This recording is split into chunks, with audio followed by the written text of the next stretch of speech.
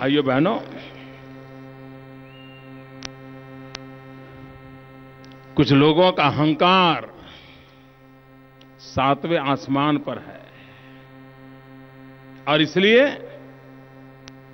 उनके संबंध में कुछ भी कहो, हफ्ते भर उनको नींद नहीं आती है, उनकी नींद बेचैन हो जाती है और जब तक कोई जवाब लिख करके न दें और जब तक वो जवाब दे नहीं, जहर उगले नहीं, उनको चैन नहीं होता है। भाइयों बहनों,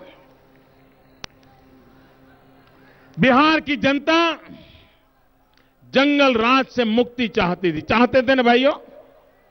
आप जंगल राज से मुक्ति चाहते थे ना? आपको जंगल राज से मुक्ति चाहिए थी ना? भाइयों बहनों, आज पूरे देश में जंगल राज फैला दिया गया है और इसलिए बिहार के लोगों ने देश को जंगल राज से मुक्ति के लिए नेतृत्व करना पड़ेगा। सबसे बड़ी अगुवाई मेरे बिहार के भाइयों बहनों को करनी पड़ेगी। बिहार का क्या हाल करके रखा है। अभी मुझे किसी ने बताया कि यहां पर स्कूलों में एक सर्वे किया, सरकार ने किया। अब देखिए, ये आज के बिहार को बर्बाद कर रहे हैं ऐसा नहीं है। ये ऐसे नेता हैं वोट बैंक की राजनीति में डूबे हुए नेताओं की ऐसी जमात है जो आज आपके राज्य को तबाह कर रहे, ऐसा नहीं, वे आपकी आने वाली पीढ़ियों को भी तबाह करने का पाप कर रही है। भाइयों बहनों, पाप कर रही है। बिहार सरकार के दफ्तर पर जांच करने से पता चला, और अभी अभी चला, 1900 स्कूल ऐसी है, 1900 जिसका खर्चा हो रहा है, तनख्वाह जा रहा है, मध्याह्न भोजन जा रहा है, सब खर्चा हो रहा है, लेकिन कहीं पर वो स्कूल है ही नहीं। भाइयों बहनों, ये कागजी स्कूलों से बिहार के बच्चों का भविष्य बनेगा? जरा पूरी ताकत से बताइए, ये कागजी स्कूलों से बिहार के बच्चों का भविष्य बनेगा?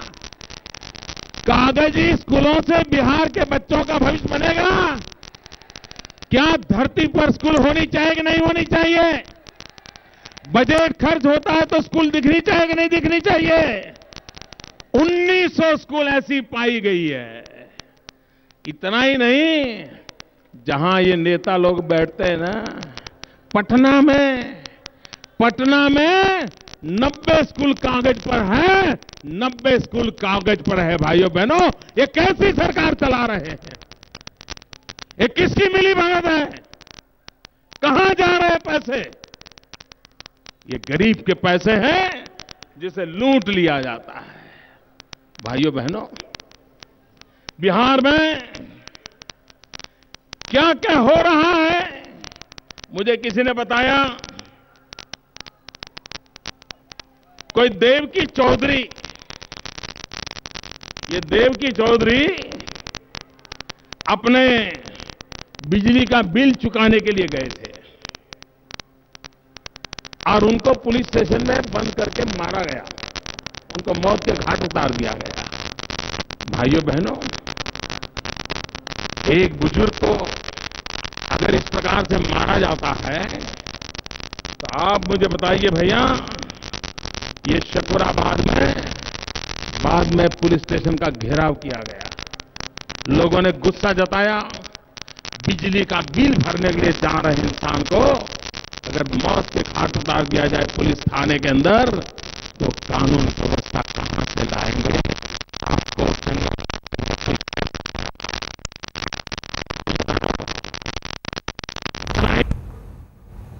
जबरदस्त निशाना साधा है नरेंद्र मोदी ने नीतीश कुमार पर। बिहार में देश में भाईचारे का संदेश देना है। हम सिर्फ सरकार बनाने का इरादा लेकर चुनाव में नहीं आए हैं, हम चुनाव मैदान में स्थिर, मजबूत, प्रगतिशील सरकार बनाने के लिए आए हैं। देश को विकास की राह पर ले जाने के लिए हम चुनाव में आए हैं। दिल्ली में मरी हुई सरकार है, देश में जंगल राज है, बिहार में गरीब के पैसों को सरकार ने लूटा है। नीतीश पीएम बनना चाहते हैं, सपना देखते हैं, लेकिन नाम नीतीश कुमार का नहीं लिया, लेकिन जबरदस्त हमला किया है। प्रधानमंत्री का सपना नीतीश कुमार को सोने नहीं देता। उनका अहंकार एवरेस्ट से भी ऊंचा है। नीतीश कुमार पर निशाना खुलकर साधा है। नरेंद्र मोदी ने यहां पर बिहार की पूर्णिया में उनकी रैली है और थर्ड फ्रंट पर भी साथ साथ में उन्होंने निशाना साधा। ये कहा कि 12 में से 9 लोग प्रधानमंत्री बनना चाहते हैं। प्रधानमंत्रियों, पूर्व प्रधानमंत्रियों की टोली है थर्ड फ्रंट। और कहाँ होता है थर्ड फ्रंट? थर्ड फ्रंट जब भी चुनाव होते हैं तब उसकी आहट सुनाई देती है, तब थर्ड फ्रंट सामने आता है। जब कोसी में बाढ़ आई थी तब थर्ड फ्रंट कहां पर था? लेकिन इसके अलावा नीतीश कुमार पर जबरदस्त निशाना साधते हुए कहा मोदी ने ये कहा कि नीतीश कुमार का जो अहंकार है वो एवरेस्ट से ऊंचा है। हालांकि नीतीश का नाम नहीं लिया। एक बार फिर से लिए चलते हैं। बना दें, लेकिन बाद में एक बार भी उस कमेटी की मीटिंग ना हो। आप मुझे बताइए भाइयों, सरकार पटना में बैठी हो या सरकार दिल्ली में बैठी हो, उनको आपके बच्चों की चिंता है? उनको आपके बच्चों की चिंता है? उनको आपके बच्चों की चिंता है? क्या ऐसे लोगों के हाथ में आप अपने बच्चों का भविष्य देना चाहते हैं? देना चाहते हैं? भाइयों बहनों, जिस प्रकार से तबाही का मंजर इन्होंने बना के रखा है, भाइयों बहनों, वो शहजादे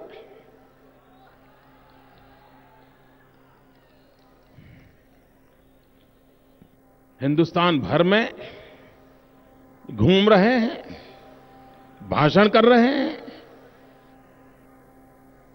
आप मुझे बताइए भाइयों, ये दिल्ली की सरकार ने 10 साल का अपना काम का हिसाब देना चाहिए कि नहीं देना चाहिए? जरा बोलो तो। हिसाब देना चाहिए? पाई पाई का हिसाब देना चाहिए? पल पल का हिसाब देना चाहिए? ये दे रहे हैं क्या? दे रहे हैं क्या? ये तो ऐसी बातें कर रहे हैं जैसे मंगल ग्रह पर से आए हैं। ये कांग्रेस के शहजादे पहले घोषित करें कि आप, ये सरकार आपकी पार्टी की है या नहीं है दिल्ली में? 10 साल आपकी सरकार ने जो पाप किए हैं उसकी जिम्मेवारी आपकी है कि नहीं? जैसे आपका कोई लेना देना नहीं। भरे तालाब में से निकले और शरीर पर बूंद भी ना हो, ये कौन सा खेल खेल रहे हैं आप? और महंगाई का लोग सवाल पूछे, जवाब नहीं दे रहे। भ्रष्टाचार का सवाल पूछे, जवाब नहीं दे रहे। नौजवानों की बेरोजगारी का सवाल पूछे, जवाब नहीं दे रहे। और कहते क्या है? हम आईटी लाए, आईटी, हम कंप्यूटर लाए, हम मोबाइल फोन लाए। भाइयों बहनों, ये मोबाइल फोन लाए, कहते हमने मोबाइल फोन दिया, मोबाइल फोन दिया। मैं जरा पूछता हूं भाई, आपके जेब में दिल्ली की सरकार ने कोई दिया हुआ मोबाइल है क्या? आपकी जेब में कोई दिल्ली वालों ने दिया हुआ मोबाइल फोन है क्या? ये कह रहे हमने दिए। बताइए किसके गले उतरेगा? अच्छा ये मुझे बताओ शहजादे जी, मोबाइल फोन आपने दिए, हिंदुस्तान में मोबाइल फोन चार्ज करने की बिजली है क्या? अरे गांव वालों को, बेचारे को मोबाइल फोन चार्ज कराने के लिए दूसरे गांव जाना पड़ता है। क्या बातें करते हो? वो कहते हैं हिंदुस्तान को 21वीं सदी में आगे बढ़ाने के लिए इंफॉर्मेशन टेक्नोलॉजी लाए, कंप्यूटर लाए, आईटी ले आए। शहजादे जी जवाब दो। मैं आज यहां से आपको पूछना चाहता हूं, आप ये वादा कर रहे हो मैं स्कूल के बच्चों, उनके प्रति ये लोग कितने उदासीन हैं, भारत की आने वाली कल के प्रति ये कितने उदासीन हैं, इसका आपको उदाहरण देना चाहता हूं। भाइयों बहनों, इतनी बड़ी बातें हो रही हैं। बिहार में जितनी स्कूलें हैं उसमें से 2% स्कूल में भी कंप्यूटर नहीं है। भाइयों बहनों, बिहार में एक विशिष्ट ताकत है। यहां पर तेजस्वी युवकों की कमी नहीं है। आज आप हिंदुस्तान की कोई भी टीवी चैनल उठा लीजिए, हिंदुस्तान के कोई टीवी का रिपोर्टर उठा लीजिए, हिंदुस्तान के टीवी का कोई एंकर उठा लीजिए, 80% होनहार बालक यह बिहार की धरती से है, उस फील्ड फैकल्टी में था। तेजस्वी है, बुद्धिमान है। आज देश भर में आईएएस देखिए, आईपीएस देखिए, बहुत बड़ी तेजस्वी संख्या मेरे बिहार के नौजवान पूरे देश के शासन को चला रहे हैं। ये ताकत बिहार में है। लेकिन उसी बिहार के भावी पीढ़ी को तबाह करने का पाप ये लोग कर रहे हैं। ये नौजवानों ने अपने बलबूते पर गरीब घर में पैदा होकर के रात रात पढ़ाई करके अपनी जिंदगी बनाई है, लेकिन ये सरकार उनको डुबो रही है। मैं इसलिए कह रहा हूं, आज भाइयों बहनों, आने वाला युग टेक्नोलॉजी का युग है, हम इनकार नहीं कर सकते। हमारे बच्चों को कंप्यूटर ये उसका जीवन का हिस्सा बनने वाला है। बचपन से ही उसको इसके शिक्षा दीक्षा मिलनी चाहिए। लेकिन 21वीं सदी का पहला दशक पूरा हो गया, बिहार के अंदर सिर्फ 2% स्कूल ऐसे हैं जहां पर कंप्यूटर है। भाइयों बहनों, 2%। शहजादे जी, ये आपकी दिल्ली सरकार की जिम्मेवारी है, क्या कर रहे हो? इतना ही नहीं, उनके एक नेता हैं, मंत्री हैं, अपने आप को बहुत विद्वान मानते हैं। उन्होंने घोषणा की थी, मैं आकाश टैबलेट लाऊंगा, हर बच्चे के हाथ में सस्ते से सस्ता टैबलेट दूंगा। मैं शाहजादे जी, आप ही की सरकार के मंत्री को पूछना चाहता हूं, वो आकाश में से धरती पर कब आएगा? कब आएगा? और अब तक खर्चा किया गया वो रुपये कहां गए? कौन इसके पीछे वो कौन सा हाथ है जो रुपये मार गया है? जरा देश जानना चाहता है। भाइयों बहनों, आसाम कांग्रेस की सरकार है, सिर्फ 7% स्कूलों में कंप्यूटर है। हरियाणा कांग्रेस की सरकार है, गुड़गांव बहुत बड़ा सेंटर है, सिर्फ 40% स्कूलों में कंप्यूटर है। महाराष्ट्र कांग्रेस की सरकार है, सिर्फ 45% स्कूलों में कंप्यूटर है। राजस्थान कल तक कांग्रेस की सरकार थी, हम तो अभी 2 महीने पहले आए हैं।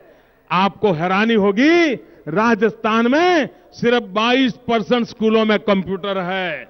भाइयों बहनों, उत्तर प्रदेश जहां लैपटॉप बांट करके वोट बटोरने के खेल खेले गए, वहां के बच्चों को सिर्फ 10% स्कूलों में कंप्यूटर है। भाइयों बहनों, जो लोग गुजरात को गालियां देते हैं ना, और भारत की औसत क्या है? शाहजादे जी, जवाब देना पड़ेगा आपको। भारत की औसत है सिर्फ 22% स्कूलों में कंप्यूटर है, 22%। 5वां हिस्सा। भाइयों बहनों, गुजरात जिसको दिन रात गालियां दी जा रही हैं, बदनाम किया जा रहा है, वहां पर बच्चों के भविष्य की चिंता होती है। और 71% स्कूलों में आज हम कंप्यूटर देने में सफल हुए हैं। भाई, विकास कैसे हो सकता है? आने वाली पीढ़ी का भविष्य कैसे बन सकता है? भाइयों बहनों, इसके ये उदाहरण है। और इसलिए मैं कहना चाहता हूं, ये वोट पाने के लिए आईटी हमला है, लाए तो गई कहां? हमारे देश के बच्चों के हाथ में ये ज्ञान, विज्ञान, ये टेक्नोलॉजी क्यों नहीं पहुंची है? कौन जिम्मेवार है इसके लिए? लेकिन शाहजादे आरोप तो लगाते घूमते हैं, लेकिन जवाब देने को तैयार नहीं है। भाइयों बहनों, हमारा ये इलाका, कभी यहां जूट की खेती बहुत होती थी ना, जूट का कारोबार होता था ना, क्या हाल करके रख दिया भाइयों। आज दुर्भाग्य है, बिहार में ऐसे नेताओं ने सरकार को कब्जे किया हुआ है, ऐसे नेताओं जेल में जाना पड़ा है। उन्होंने बिहार में जूट को तो बर्बाद कर दिया, लेकिन जूट की खेती में माहिर हो गए भाइयों। ये जूट की खेती में माहिर हो गए और पूरे बिहार के किसानों को बर्बाद करके रखा हुआ है। भाइयों बहनों, मैं जब पिछली बार आया था पटना में, तो मैंने आप लोगों के साथ मेरा एक नाता बताया था, और मैंने नाते में कहा था कि मैं द्वारकाधीश की भूमि से आ रहा हूं, और जब द्वारकाधीश की बात करता हूं तब यदुवंश मुझे याद आता है। यदुवंश का हमारा नाता है। भाइयों बहनों, यदुवंश से जुड़े हुए लोग, चाहे बिहार हो, उत्तर प्रदेश हो, बहुत एक परिवार हैं जो पशुपालन के काम में लगे हैं, दूध का उत्पादन करते हैं। उन्हीं की बिरादरी से लोग मुख्यमंत्री बने, उन्हीं की बिरादरी से सरकारें बनाई गई, आज भी उत्तर प्रदेश में चलाई जा रही है। लेकिन ये मेरे पशुपालक को उसके दूध का सही दाम मिलता है क्या? जरा बोलिए, मिलता है क्या? ये पशुपालक को दूध के उत्पादन का दाम मिलता है क्या? ये दिन रात गालियां देने वाले चोरी छुपी से क्या काम करते हैं? दरवाजे के पीछे आकर के वो कहते हैं, मोदी जी कुछ हमारी मदद कर दो। मुझे कहते हैं, मैं पूछता हूं क्या करना है? बोले अमूल वाला काम हमारे यहां चालू करवा दो। मैंने कहा मैं तैयार हूं। भाइयों बहनों, उत्तर प्रदेश में दूध का दाम एक साल पहले 18 रुपये से ज्यादा नहीं मिलता था कि पशुपालक को। जब से हमने वहां अमूल के द्वारा दूध कलेक्ट करने का काम शुरू किया, जिस इलाके में हम पहुंचे हैं, उसी पशुपालक को हमारे पहुंचते ही अगले दिन अगर 18 रुपये में दूध मिलता था, देना पड़ता था, दूसरे दिन 35-40 रुपये में हमने दूध लेना चालू कर दिया। मेरा यादव जो ये पशुपालन के व्यवसाय में है, मुझे बताइए उसका भला हुआ कि नहीं हुआ? जरा बताइए, भला हुआ कि नहीं हुआ? ये काम इन्होंने सरकारें बनाई तब भी करने को नहीं सूझा, तब भी उनको करने का नहीं सूझा। भाइयों, ये हम कर सकते हैं। भाइयों बहनों, बिहार का भी मेरा जो पशुपालक है, उसका भी अगर भाग्य बदलना है तो पुरानी नेतागिरी को छोड़ो। इन्होंने आपको बर्बाद किया है, आपको कुछ भी नहीं दिया है। भाइयों बहनों, हमारे एक विधायक हैं यहां, सबा जफर, वो मुझे बड़े प्यार से मिले और सबा मुझे कह रहे थे, बोले मोदी जी मेरा तो आपका बहुत पुराना रिश्ता है। मैंने कहा कैसे रिश्ता है भाई? सबा जफर का मोदी जी से कैसे रिश्ता है? तो उन्होंने मुझे बताया कि यहां पर हमारा जो कल्हैया समाज है, कुल्हैया, यहां हमारा जो कुल्हैया समाज है वो बहुत बड़ी तादाद में है, लेकिन हम सब लोग मूल गुजरात से हैं और यहां आकर के बसे हैं। ये मेरे लिए नई जानकारी थी। तो मेरे कुल्हैया भाइयों, ये अपनेपन का रिश्ता तो बन गया, मान लीजिए, ये पक्का हो गया रिश्ता। भाइयों बहनों, मैं हैरान हूं,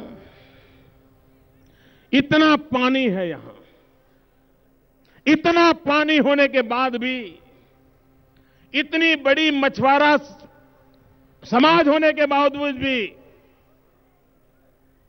मछली के काम में गरीब से गरीब आदमी रोजी रोटी कमा सकता है, लेकिन यहां सरकारों का रवैया देखिए, मछुआरों की उपेक्षा देखिए, मत्स्य पालन उद्योग के प्रति उदासीनता देखिए।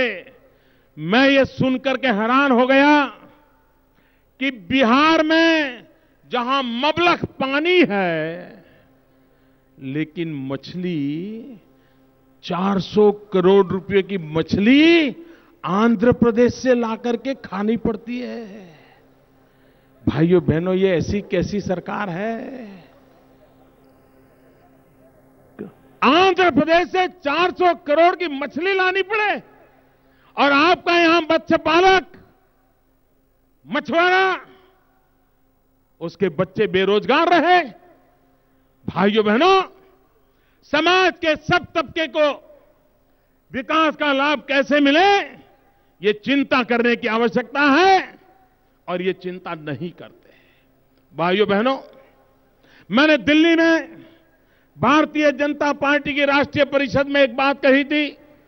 मैंने कहा था, जब हम भारत मां का चित्र देखते हैं तो भारत मां का जो पश्चिमी छोर है वहां तो कुछ आर्थिक गतिविधि दिखती है, लेकिन भारत मां का जो हमारा पूर्वी इलाका है वो आर्थिक रूप से दिनों दिन तबाह होता चला गया है। क्या गुनाह है ये भारत के पूर्वी क्षेत्रों का, चाहे उड़ीसा हो, बिहार हो, बंगाल हो, झारखंड हो, पूर्वांचल आसाम हो, नॉर्थ ईस्ट के क्षेत्र हो, यूपी का पूर्वांचली हिस्सा हो। भाइयों बहनों, भारत मां की एक भुजा तो मजबूत हो, लेकिन दूसरी भुजा अगर दुर्बल हो तो मेरी भारत माता कभी मजबूत नहीं हो सकती है। और इसलिए भाइयों बहनों, विकास की पहली शर्त है, विकास संतुलित होना चाहिए, विकास सर्वदूर होना चाहिए, विकास सर्वसमावेशक होना चाहिए, विकास सर्वपोषक होना चाहिए। और इसलिए भाइयों बहनों, हमारी सरकार की सोच रहेगी कि हमारे देश का जो पूर्वी इलाका है, चाहे उसमें बिहार हो, बंगाल हो, आसाम हो, उड़ीसा हो, इन राज्यों को विशेष ध्यान देकर के पश्चिम में जो विकास हुआ है, पहले तत्काल उनको बराबरी में लाना, ये दिल्ली सरकार की जिम्मेवारी होनी चाहिए। भाइयों बहनों, अगर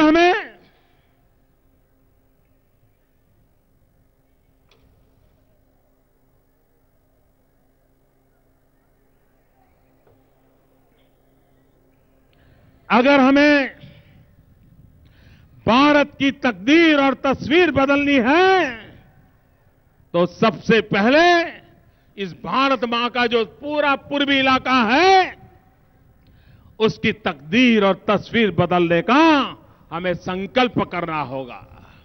और उसमें भी बिहार बदलेगा तभी तो देश भर में विकास की बहार आएगी। बिहार में वो ताकत है, बिहार को उठने का अवसर मिले, बिहार को आगे बढ़ने का अवसर मिले, उसमें उनको पूरी मदद मिले, तभी बिहार नई ऊंचाइयों को पार कर देगा। देश को बदलने में बिहार बहुत बड़ी भूमिका अदा करेगा। और इसलिए भाइयों बहनों, स्पेशल पैकेज की बात हो, स्पेशल स्टेटस की बात हो, स्पेशल अटेंशन की बात हो, बिहार की भलाई के लिए जो भी करने की आवश्यकता होगी, दिल्ली में आने वाली नई सरकार उसकी वो प्राथमिकता होगी। जो भी जरूरत होगी वो करने की प्राथमिकता होगी। क्यों? क्योंकि भारतीय जनता पार्टी का इरादा है भारत का विकास। लेकिन भाइयों बहनों, मैं नहीं जानता हूं, कुछ नेताओं का अहंकार जो जनता जनार्दन से भी सातवें आसमान पर उड़ता है, जिनको जनता जनार्दन के सुख दुख की चिंता नहीं है, कहीं दिल्ली की सरकार कुछ देने की घोषणा करे तो उनका अहंकार बीच में नहीं आ जाएगा, क्योंकि जब पूर्णिया में आफत में था, जब कोसी में बाढ़ आई थी, गुजरात के जनता ने बहुत दिल से, प्यार से, संवेदना के साथ आपकी मदद करने के लिए राशि भेजी थी, मदद भेजी थी, धन भेजा था। लेकिन एक राजनेता का अहंकार इतना आसमान पर था, उन्होंने गुजरात के लोगों के मुंह पर थूकने का प्रयास किया था। उस नेता के अहंकार ने इस दर्द के दिनों में, वेदना के समय, जब यहां के लोग पीड़ित थे, हर प्रकार की मदद की जरूरत होती है, ऐसे समय गुजरात के नागरिकों ने भेजी हुई मदद को ठुकरा दिया था, ठुकरा दिया था। लोकतंत्र में इतना अहंकार कभी जनता माफ नहीं करती है। और इसलिए भाइयों बहनों, ऐसे अहंकारी नेताओं को घोषणा करनी होगी, सार्वजनिक रूप से घोषणा करनी होगी। जब दिल्ली में भारतीय जनता पार्टी एनडीए की सरकार बनेगी और वो सरकार बिहार की भलाई के लिए अगर कोई योजना बना करके आती है, बिहार के विकास के लिए कुछ लेकर के आती है, तो ये अहंकारी नेता ये तो नहीं कहेंगे ना, ये तो मोदी की सरकार है, मैं नहीं लूंगा, बिहार हाथ नहीं लगाएगा, हम लात मार के वापस भेज देंगे। मैं उनसे आग्रह करता हूं, ऐसे सभी अहंकारी नेताओं को, जितने ऐसे अहंकारी नेता हैं, उनको मैं सार्वजनिक रूप से कहता हूं कि वो घोषणा करें। गुजरात के पैसे जैसे ठुकरा दिए थे, वैसे बिहार के नागरिकों के हक को अपने अहंकार के कारण ठुकराएंगे नहीं, इस प्रकार की घोषणा करे, ये जिम्मेवारी ले, और जो पाप किया था उसकी माफी मांगे। समय की मांग है। भाइयों बहनों, कुछ लोग आए दिन